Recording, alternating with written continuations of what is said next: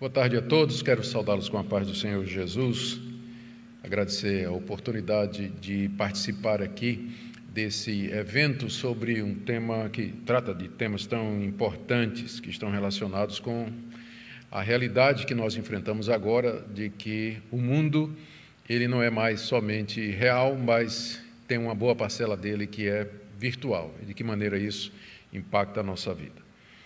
O meu tema é santificação artificial e eu queria ler um texto da Palavra de Deus que vai servir de norte, que é Hebreus capítulo 12, verso 14, é uma passagem bem conhecida, espero que você esteja acompanhando aí com sua Bíblia. Diz assim: procurem viver em paz com todos e busquem a santificação, sem a qual ninguém verá o Senhor.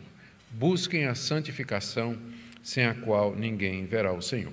Esse versículo deixa muito clara a centralidade da santificação e também a sua importância para nós, a ponto de dizer que sem ela nós não podemos ver o Senhor. Ver o Senhor significa estar na sua presença, morar com Ele aqui e depois da nossa morte por toda a eternidade. E é claro, isso é o que todo mundo quer, isso é o que nós queremos. Mas aqui tem uma condição: nós precisamos de santificação. Sem ela, nós não podemos entrar no reino de Deus, não podemos ver a Deus e nem herdar a vida eterna. Eu queria fazer 7 declarações a respeito da santificação, com o objetivo de deixar o conceito claro diante de nós e terminar com uma aplicação voltada ao tema do congresso.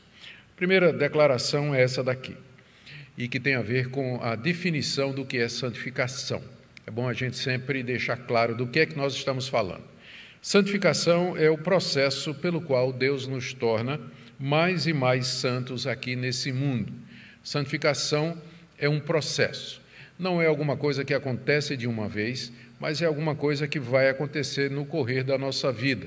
Até o último dia da nossa vida, nós estaremos engajados nesse processo de santificação, pelo qual Deus nos torna cada vez mais santos. É um processo gradual, é alguma coisa que acontece paulatinamente, é um processo imperfeito e sempre inacabado. Entretanto, ele é de necessidade alguma coisa que acontece com todo verdadeiro cristão. É através desse processo que Deus nos faz cada vez mais parecidos com o seu Filho Jesus Cristo, e essa é a razão pela qual nós somos eleitos, nós somos escolhidos e chamados, e pelo qual também Deus faz com que nós pequemos cada vez menos e obedeçamos a Ele cada vez mais. À luz desse conceito, espera-se que os cristãos, quanto mais tempo eles têm de vida e de experiência com Deus, mais santos eles serão, uma vez que nós dissemos que esse processo é um processo gradual. Então, se você já está na estrada há algum tempo, se você já professa a Cristo já há algum tempo, espera-se de você santidade de vida, que a sua vida reflita cada vez mais o caráter de Cristo, cada vez mais ódio ao pecado e cada vez mais amor às virtudes cristãs exemplificadas na pessoa do Senhor e Salvador Jesus Cristo. Agora eu vou para uma segunda declaração, que a santificação é alguma coisa que acontece depois da justificação e antes da glorificação. Deixa eu explicar. A justificação é aquele ato de Deus pelo qual Ele nos declara justos, na verdade, Ele nos declara justos, e de forma que sobre nós não existe mais nenhuma culpa que nós merecemos por conta dos nossos pecados. A justificação liberta da culpa do pecado. Ao nos declarar justos, Deus retira de cima de nós toda aquela condenação que antes estava por conta das nossas iniquidades e da nossa desobediência. A quebra da lei de Deus traz culpa e condenação. Na justificação, Deus tira essa culpa, Deus nos declara justos e passa a nos tratar como pessoas justas. Portanto, justificação é um ato de Deus e ele está no início da vida cristã. A glorificação é o ato final desse processo, em que Deus nos liberta da presença do pecado. E ele vai acontecer por ocasião da ressurreição dos mortos, quando nós seremos ressuscitados e teremos um corpo glorioso, semelhante ao corpo do Senhor Jesus, onde não há mais traço nenhum de pecado. Ou seja, isso é alguma coisa que está no futuro. Então, veja, no início da vida cristã, justificação, livres da culpa do pecado. No final, por assim dizer, glorificação, livres da presença do pecado. E tudo que está no meio é a santificação. É o momento que nós estamos vivendo agora. É durante esse período em que Deus está atuando em nós e quebrando o domínio do pecado. Embora nós não tenhamos mais culpa diante de Deus, entretanto, o pecado permanece em nós. A justificação não nos livra da nossa natureza corrompida, da nossa natureza pecaminosa. É por isso que você tem esses conflitos diários entre desejo de fazer o que não presta e o padrão que você tem diante de você, que é o padrão de Cristo como homem perfeito.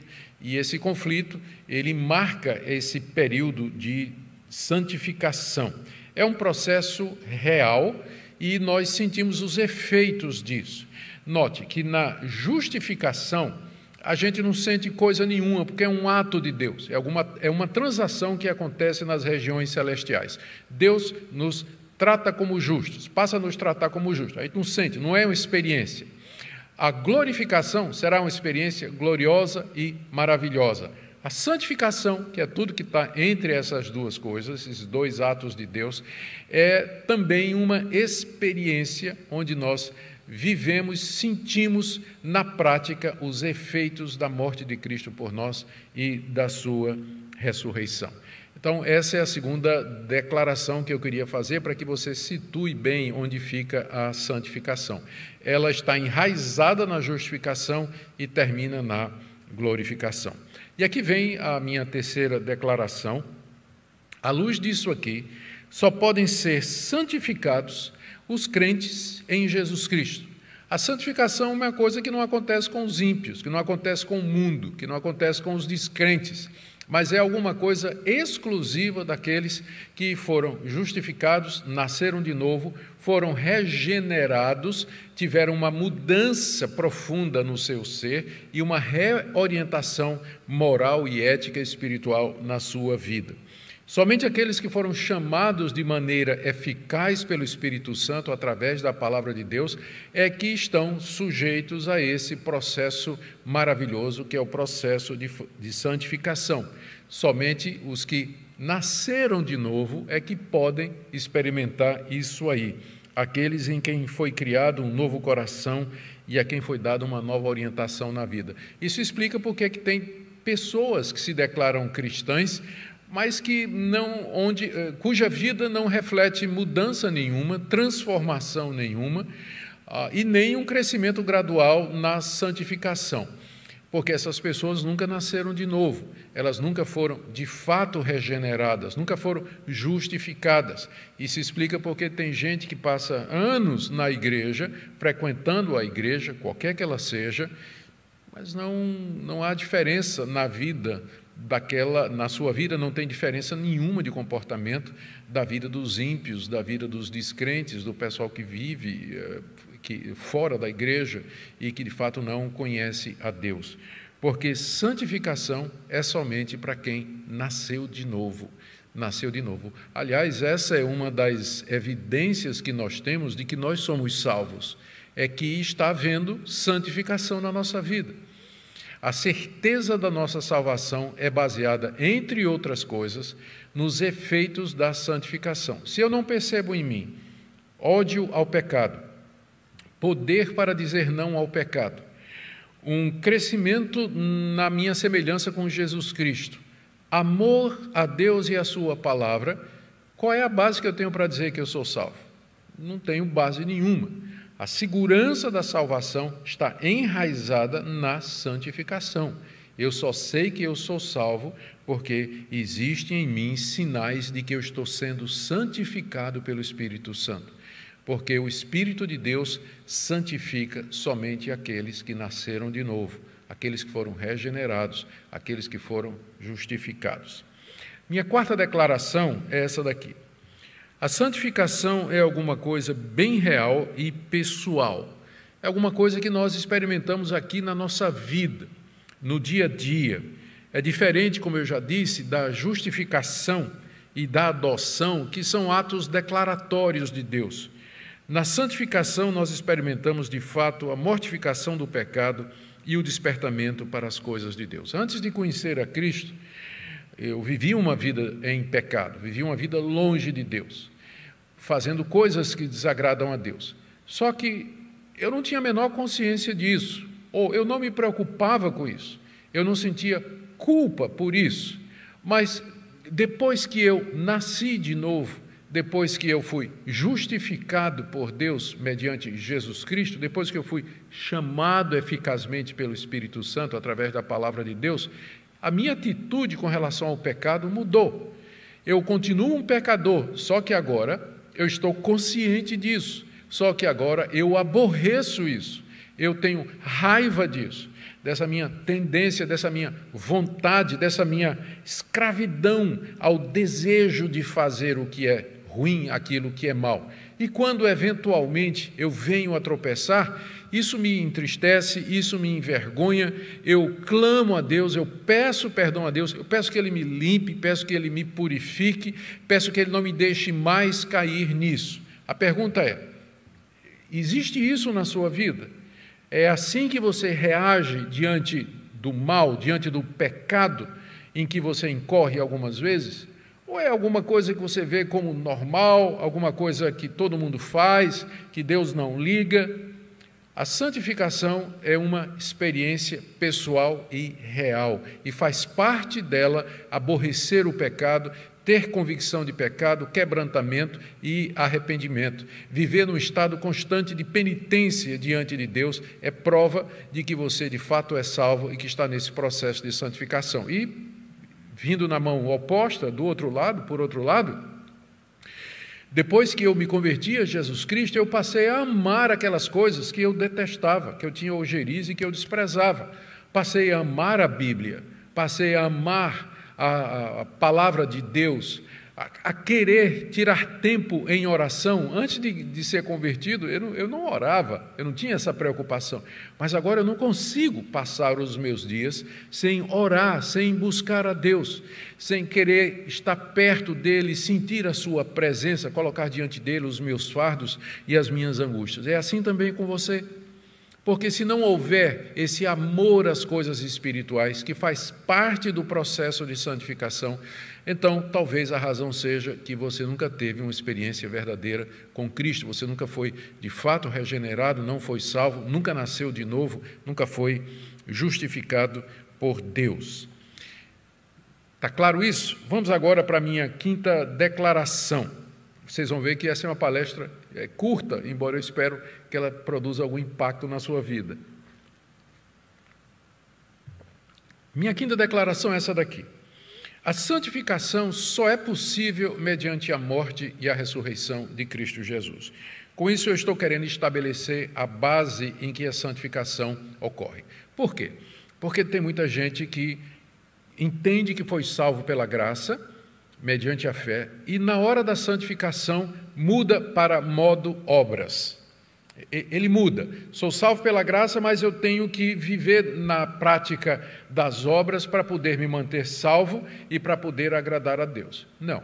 A santificação, assim como a justificação e futuramente a glorificação, só é possível por causa da obra de Cristo Jesus, por conta da morte dele e da ressurreição. E você pergunta, mas o que é que isso tem a ver comigo? Cristo morreu há 2000 anos atrás. Como é que eu participo disso? É que Cristo é o nosso cabeça, Ele é o nosso representante. A gente usa o termo representante federal em teologia. Cristo, o que aconteceu com Cristo, aconteceu com todos aqueles que Ele representava. Da mesma forma que em Adão nós caímos e nos tornamos pecadores, em Cristo nós somos salvos e santificados. A nossa união com Cristo é a base para a santificação. Quando Cristo morreu na cruz, nós morremos com Ele para o pecado. quando ele ressuscitou ao terceiro dia, nós revivemos para Deus. Portanto, a base para a nossa santificação é a nossa união com Cristo. Onde é que eu vou encontrar forças para combater o pecado que há em mim? Eu não tenho forças, eu não tenho. O velho homem que está em mim, o Adão que existe em mim, ele é mais forte do que Augustus. Onde é que eu vou encontrar forças para derrotar Adão? No segundo Adão, no último homem, Jesus Cristo, e é através da minha união com Ele que eu tenho o poder diário para vencer o velho homem. Eu tenho certeza que você já se perguntou isso e que você já sentiu isso, não é? A sua impotência, a sua falta de poder espiritual para conquistar o pecado que está no seu coração. E você já se sentiu frustrado, tentou várias vezes, fracassou, volta a cometer os mesmos pecados vez após vez. Provavelmente você está tentando se santificar na força da carne, tentando se santificar com base nos seus próprios recursos, na sua própria energia, na sua própria disposição. Foi somente quando eu descobri esse segredo espiritual de que a santificação se baseia na obra de Cristo e que eu estou unido a Ele e que é dele que vem o poder para vencer o pecado, que eu de fato encontrei descanso e paz e poder para essa luta na qual estou engajado há mais de 40 anos, que é a luta da santificação. É em nossa união com Cristo, na sua morte e na sua ressurreição, que nós vamos encontrar o poder necessário para a santificação nas nossas vidas. Muitos ainda não aprenderam essa lição e isso explica o porquê do peca, confessa, cai, levanta, parece que não tem vitória, parece que não há mudança e que não há transformação na vida. É que talvez precisa ainda aprender o que é que significa viver na graça e no poder do Senhor Jesus Cristo. Eu gosto de contar uma ilustração aqui, que eu creio que é muito, uma ilustração, toda vez que eu falo desse assunto, que eu creio que ela é muito gráfica, ela ajuda a gente a entender. É a história, eu não sei se é uma história real, mas me foi passada como real, não é? Teve um retiro de pastores, foram para um acampamento, passar um fim de semana, para descansar um pouquinho, e havia lá um açude no meio da propriedade onde se podia nadar, com exceção havia uma restrição, ou pelo menos um aviso de que no meio era muito fundo e que evitassem chegar até o meio do açude. Mas lá na hora do banho, o pessoal foi lá, estava lá brincando, e um pastor se atreveu, não é? Foi nadando, foi lá para o meio do açude, e lá começou a sentir cãibras. Quem já sentiu cãibras sabe da dor e como de fato imobiliza a gente. E esse pastor começou a sentir cãibras e começou a morrer afogado, começou a se afogar, começou a gritar, começou a pedir ajuda a todo mundo, e os pastores lá na beira do açude, sem saber o que fazer, todo mundo agoniado, né, com aquela situação, todo mundo aflito com aquilo que estava acontecendo, e o pastor lá gritando, né, pedindo socorro, e se lembraram do pastor Pedro, que era campeão olímpico de natação. E o pastor Pedro estava lá, na beira do açude, vendo lá o seu colega se afogando, e lá, imóvel, sem tomar atitude nenhuma. E aí os outros pastores cercaram, faz alguma coisa. Pastor Pedro nem se mexia. Finalmente, quando o homem lá no meio do açude, né, desceu mesmo, a última vez, cansou e afundou para morrer, pastor Pedro tirou a camisa, deu 4, 5 braçadas, chegou lá, pegou o homem gentilmente no braço e trouxe ele são e salvo para a beira do açude. E aí foi cercado pelos outros pastores. Você é cruel, você é desumano, você podia ter salvado ele desde o começo, por que você esperou e deixou ele sofrer tanto? Pastor Pedro explicou, se eu fosse, enquanto ele ainda tinha forças, ele ia se agarrar comigo e nós dois morreríamos. Eu só podia socorrê-lo quando ele tivesse desistido de si mesmo. Gente, é exatamente isso.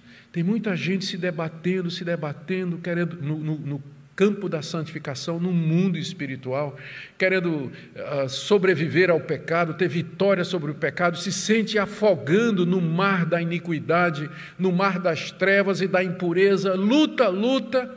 É só quando você desistir de você mesmo que Cristo virá salvar você.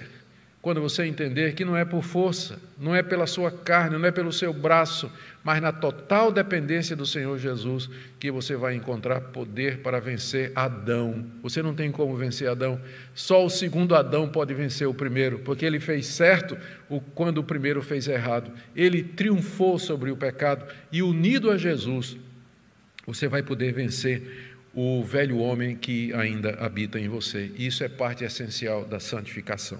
Vamos para a nossa sexta declaração aqui, que é a respeito dos meios pelos quais Deus nos santifica e através dos quais Ele nos concede essa graça que eu acabei de falar. Deus nos santifica através da Sua palavra e do Seu Espírito que em nós habita. Pela Sua palavra revelada, registrada de maneira infalível nas Escrituras, Deus corrige os nossos erros, nos instrui na nossa ignorância, nos alimenta quando nós estamos famintos e nos desperta do nosso sono para as coisas espirituais. É assim que Ele usa a Sua palavra. Ela é útil, ela é poderosa e ela é eficaz para fazer todas estas coisas. Pelo poder do Espírito Santo que habita em nós, mediante a palavra, nós então mortificamos o pecado. Nós dizemos não para o pecado. Nós não vamos nos livrar do pecado enquanto estamos aqui, mas nós não precisamos obedecer ao pecado. Nós podemos negar os desejos do pecado que está presente em nós. E assim, pelo poder do Espírito Santo, também produzir aquele fruto descrito em Gálatas capítulo 5, onde o apóstolo Paulo fala como sendo o fruto do Espírito e menciona, entre outras coisas, amor, fidelidade, paz, domínio próprio, benignidade, bondade, pureza, todas estas coisas que fazem parte da santificação e que são um reflexo do caráter santo do Senhor Jesus. Mediante a Sua palavra e o Espírito que habita em nós, Deus nos leva a mortificar o pecado e a produzir esse fruto maravilhoso. Daí, então, a necessidade de nós usarmos todos os meios que Deus colocou à nossa disposição para a santificação. E eu quero mencionar alguns deles aqui, uma vez que eles têm tudo a ver com o tema desse encontro, desse evento. A gente se refere a esses meios como sendo meios de graça, ou seja, instrumentos pelos quais Deus canaliza a sua graça para o nosso coração, para que nós possamos mortificar o pecado e abraçar aquelas virtudes cristãs recomendadas na Bíblia. O primeiro e maior de todos, sem dúvida, é a leitura e meditação na palavra de Deus. É encher a nossa mente e o nosso coração com a Escritura, meditar nela e obedecê-la. À medida que você faz isso, você vai crescer no processo de santificação, porque, como eu disse, a palavra é o meio pelo qual Deus nos santifica. Não existe santificação à parte da palavra de Deus. Não somente ler e meditar e obedecer a palavra de Deus, mas ouvir essa palavra pregada, acolher essa pregação no seu coração. Também orar individualmente e coletivamente, juntamente com os irmãos. Na Bíblia há diversas passagens se referindo à oração como sendo algo coletivo, que nós fazemos juntos, intercedendo uns pelos outros, agradecendo a Deus pela vida dos outros, orando uns pelos outros. Essa expressão uns aos outros e uns pelos outros é muito comum nas cartas do Novo Testamento, particularmente naquelas partes práticas das epístolas, que é a parte final. Louvores a Deus, louvar a Deus através de cânticos congregacionais, juntamente com o povo de Deus, exaltar as maravilhas de Deus. O Espírito Santo usa isso para nos despertar, encher de esperança, de alegria, e participar da vida da igreja, estudos, comunhão, compartilhar juntamente com os irmãos, buscar ajuda, aconselhamento. Todos estes são meios, podia citar aqui também, é claro, a participação na ceia do Senhor, são o que a gente chama de meios de graça. E esses meios de graça, eles são dados à igreja coletivamente. Isso aqui é muito importante. existe essa perspectiva individualista da santidade, da plenitude espiritual, do crescimento espiritual, que é muito baseado nos movimentos de santidade e no pietismo dos Estados Unidos, dos avivamentos do século XIX, e que influenciaram os missionários que primeiro nos trouxeram a palavra de Deus. Então, nos grandes avivamentos que aconteceram nos Estados Unidos no século XIX e também no século XX, houve muita ênfase na piedade individual e se esqueceu bastante do aspecto coletivo. Estudando a Bíblia, a gente percebe que Deus promete derramar o seu Espírito e nos encher do Espírito Santo em coletividade. Quando nós estamos juntos, como igreja, participando da vida da comunidade, é quando Deus nos enche do Espírito Santo, é quando Deus trabalha na nossa santificação, quando nós exercemos os nossos dons, nós abençoamos outras pessoas e somos abençoados por elas também. Então, a vida em comunidade é essencial na santificação individual. Eu me santifico, eu cresço em santidade quando eu participo com os meus irmãos em tudo aquilo que a Bíblia diz que a igreja deve ser e deve fazer. Então, está aqui esse ponto número 6, Deus nos santifica pela sua palavra e pelo Espírito Santo, lembrando que os meios de graça nos foram dados como indivíduos que fazem parte de uma coletividade. Lembrando sempre que a igreja é descrita através de metáforas que ilustram essa união, essa unidade que existe entre os seus membros. Por exemplo, Jesus disse, eu sou a videira, essa analogia de uma árvore, onde Jesus é o tronco e a raiz e nós somos os galhos e o fruto dessa árvore. Ou então, a Bíblia descreve a igreja como sendo um corpo humano, que é um só, mas tem muitos membros, que somos nós, ou ainda a figura de um edifício do qual nós somos as pedras, os tijolos. Todas as metáforas que a Bíblia usa para se referir à igreja têm a ver com essa ideia de que são muitos membros, mas um único corpo, a ideia de coletividade, a ideia de comunidade. Deus nos trata assim e o processo de santificação não pode prescindir disso, não pode acontecer à parte dessa participação comunitária.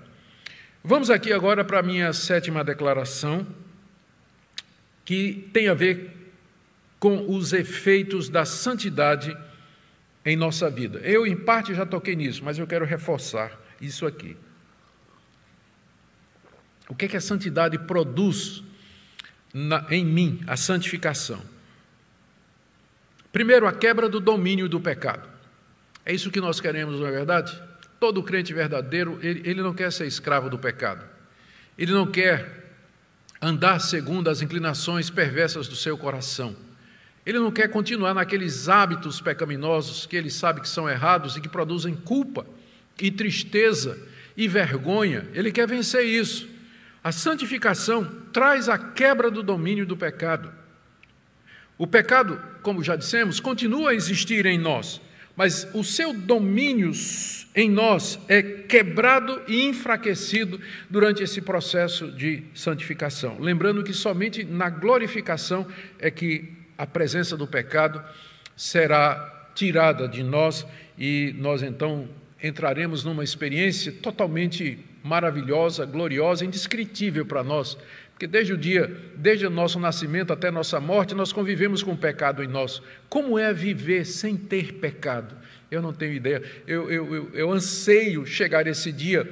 Vai ser uma experiência extraordinária ser quem eu sou, Augustus, sem pecado, a glorificação me espera.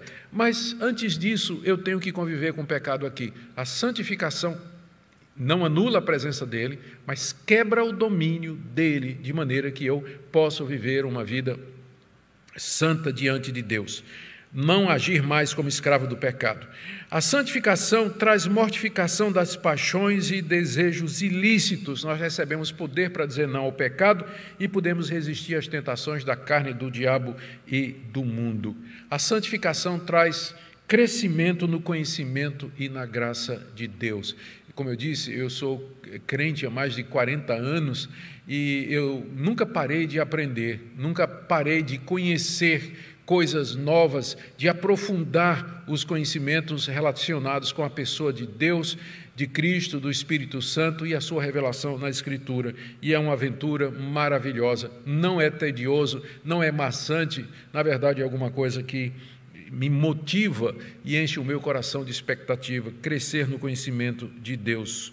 Nós aprendemos a apreciar mais e mais esses exercícios espirituais e os meios de graça. Eu já li há mais de 40 anos que eu venho lendo a Bíblia todo dia e não cansei. E não é monótono, não é repetitivo. Cada vez que lê, coisas novas são vistas, passagens conhecidas são examinadas a partir de outros ângulos e do momento que eu estou vivendo. A Bíblia é sempre um livro novo. Isso tudo faz parte, são efeitos da santificação na nossa vida. E também, como parte desse efeito, eu já falei, vou só repetir: amor, alegria, paz, longanimidade, benignidade, bondade, fidelidade, mansidão e domínio próprio, o fruto do Espírito, descrito em Gálatas 5, 22, 23, aparece em nossa vida. As pessoas que querem plenitude do Espírito, ou ser cheias do Espírito Santo, muita gente que quer isso hoje, associa a plenitude do Espírito com manifestações extraordinárias. Não é que Deus não possa dá-las, mas elas não estão no centro do que é ser cheio do Espírito Santo. Uma pessoa pode fazer sinais, prodígios, maravilha e bater na mulher em casa, ou então ser uma mulher que desonra seu marido, ou então um jovem que vive uma vida cheia de impureza. O fruto do Espírito, o fruto real da santidade, é aquele mencionado em Gálatas capítulo 5. Repito: amor, alegria, paz, longanimidade, benignidade, bondade, fidelidade, mansidão e domínio próprio. É isso que é santificação, é isso que é santidade, exibir esse fruto do Espírito. É claro, não de maneira perfeita, como eu já disse, repito, o pecado habita em nós, somos marcados pela presença do pecado. Mas mesmo que meu amor não seja perfeito, ele está presente. Mesmo que o meu domínio próprio, ele não me dê domínio o tempo todo, mas ele me dá domínio, sim, sobre o pecado, embora não de maneira perfeita. Eu não estou falando que você tem que ser perfeito, mas eu estou dizendo que esse fruto aqui, ele tem que estar presente em você em alguma medida. E por fim, é claro, semelhança cada vez maior com o Senhor Jesus Cristo, como homem perfeito que ele era, a sua humildade, a sua obediência absoluta ao Pai, seu amor pelos perdidos, a pureza de seu coração. Isso é o que Deus quer fazer conosco. E Deus, para fazer isso, ele utiliza muitos meios, como eu já disse. Tem uma lenda grega, na mitologia grega, de um gigante chamado Procusto, que ele morava numa ilha, e ele era muito grande, não é? Quer dizer, era uma pessoa de proporções assim fora do comum. E Procusto tinha uma cama de ferro. O que acontecia? O navio naufragava nas costas da sua ilha, ele pegava os sobreviventes, levava para o seu castelo e media o cara na cama. Se a pessoa era muito grande e passava do tamanho da cama, ele serrava as pernas da pessoa e a cabeça da pessoa para caber ali naquela medida. Se a pessoa era muito pequena, ele esticava a pessoa até que a pessoa coubesse ali naquele padrão. Eu sei que essa é uma ilustração meio cavernosa, né? Tenebrosa, talvez nem devia usar ela, mas eu me lembro dela para explicar o seguinte: o modelo é Cristo. Se nós estamos curtos, Deus vai esticar, não é? E não é penoso isso. Se nós passamos de alguma maneira, vamos além da palavra de Deus, Deus vai serrar para a gente encaixar. Cristo é o modelo e Deus vai fazer o que Ele tem que fazer até você se encaixar no padrão que é Cristo. Daí vem a disciplina de Deus, a correção de Deus, daí vem provação, vem sofrimento, vem doença, vem necessidade financeira. Deus vai usar tudo isso porque Ele está muito mais interessado na sua santidade do que na sua conta bancária. Ele está muito mais interessado que você seja santo do que na sua saúde. Ele está muito mais interessado em que você seja parecido com seu filho do que você ter prosperidade material, financeira, física aqui nesse mundo. Deus vai usar todos os recursos, se preciso for, recursos dolorosos para fazer com que você seja cada vez mais parecido com o Filho dele, Jesus Cristo. Minha última declaração aqui, antes de ir para a conclusão, é que sem santificação, portanto, ninguém poderá ser salvo eternamente. É verdade que a salvação é pela graça, e nós somos justificados gratuitamente por Deus. Contudo, a justificação produz inevitavelmente a santificação. E é por isso que a Bíblia diz que sem santificação ninguém verá o Senhor, porque são dois lados da mesma moeda. Todo aquele que foi justificado, ele vai ser santificado. E se a pessoa está sendo santificada, é porque ela já foi justificada. Então, são dois lados da mesma moeda, por isso que a Bíblia diz, aquele texto que eu li aqui no início, sem santificação ninguém verá o Senhor. Crentes verdadeiros passam por esse processo de santificação, ainda que imperfeitamente aqui nesse mundo. E, por esse motivo, é uma das maneiras pelas quais nós podemos nos fortalecer quanto à nossa salvação. Se não existe nenhum traço de santidade na sua vida, você deve questionar se você de fato é salvo e se de fato você foi chamado e justificado por Deus. Em resumo, é isso que nós ensinamos em teologia a respeito da santificação. É claro que eu não posso, em uma palestra de 30 minutos, falar tudo que tem para falar sobre isso, mas eu creio que toquei nos pontos principais. E por que eu fiz isso? Eu fiz isso para poder chegar agora à conclusão. Pela própria natureza da santificação, você já percebeu, primeiro, que santificação artificial é o que a gente chama de um oxímoro, é uma contradição em termos. Não existe santificação superficial. Ou você está sendo santificado, ou você não está. E a santificação é um processo radical. Ele mexe com sua vida, ele muda o seu caráter, em todos esses pontos que eu falei aqui. E também eu fiz essa exposição do que era santificação, para que você, ao chegar ao final, você percebesse a conclusão óbvia. A importância de você participar presencialmente da vida da comunidade. A santificação é de tal natureza que nós precisamos da coletividade, nós precisamos da vida congregacional, nós precisamos da vida comunitária para podermos ser santificados. Nós precisamos ser corrigidos e encorajados pelos nossos irmãos, eles veem coisas que você não vê, é como nós ouvimos aqui na primeira palestra do reverendo Ronaldo, quem vê Instagram não vê coração, mas pessoas que convivem conosco, elas vão ver coisas na nossa vida, pessoas que não ficam só vendo você ali no seu perfil, no feed do seu Facebook ou do seu Instagram, pessoas com quem você convive, elas vão ser capazes de ver áreas da sua vida que você não está enxergando, e em amor vão dizer a você, isso aqui precisa ser mudado na sua vida, isso aqui não está de acordo com a palavra de Deus. Nós precisamos de pessoas ao nosso redor para que a santificação de fato ocorra. Nós precisamos de uma comunidade para sentirmos que nós pertencemos e que não estamos sozinhos, mas fazemos parte de um grupo chamado por Deus, um grupo que é exemplificado por uma árvore, por um prédio, pelo corpo humano, onde nós fazemos parte, e saber disso nos encoraja, saber disso nos motiva. Nós precisamos ter uma orientação segura do que é preciso para a santificação. A vida em comunidade nos ajuda, porque na internet tem de tudo, e às vezes falta discernimento para as pessoas saberem o que é certo. A palavra de Deus, por isso, fala da necessidade de estarmos juntos. Em Atos capítulo 2, nós lemos a respeito da vida dos primeiros cristãos. Está dito lá que eles estavam juntos todos os dias. Eles tomavam as suas refeições uns com os outros, viviam na casa uns dos outros, eles compartilhavam os seus bens, eles vendiam os bens e davam para aqueles que eram necessitados. A vida em comunidade, ela é estimulada no Novo Testamento, exatamente por isso que nós fazemos parte de um corpo que está crescendo para o conhecimento de Deus, Efésios capítulo 4, um corpo onde nós Temos os dons e somos abençoados pelos dons dos outros. E, finalmente, aquela passagem na carta de Hebreus, quando o autor nos manda não deixar de congregar, como já era o costume de alguns. O contexto em que o autor da carta aos Hebreus diz isso, vocês não deixem de se reunir com seus irmãos, é o contexto da santificação.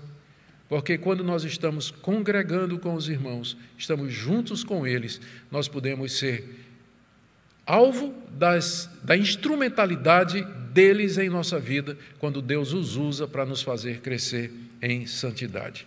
Que Deus nos ajude, queridos, para que nós sejamos cada vez mais santos, para que nós não percamos de vista a importância da necessidade de nos congregarmos. É claro que no presente isso tem sido impedido de várias maneiras. Existe a questão real da pandemia, existe a questão jamais duvidosa das medidas restritivas que são feitas, mas de uma maneira ou de outra tem tido todas estas dificuldades. Temos expectativa de que Deus vai nos dar livramento e que breve nós podemos voltar a nos reunir com mais frequência e aí desenvolver de fato a nossa salvação, mas o quanto pudermos, o quanto tivermos oportunidade, estejamos juntos, claro, sempre usando todas as medidas para que nós possamos crescer em santidade que é real e é verdadeira. Amém?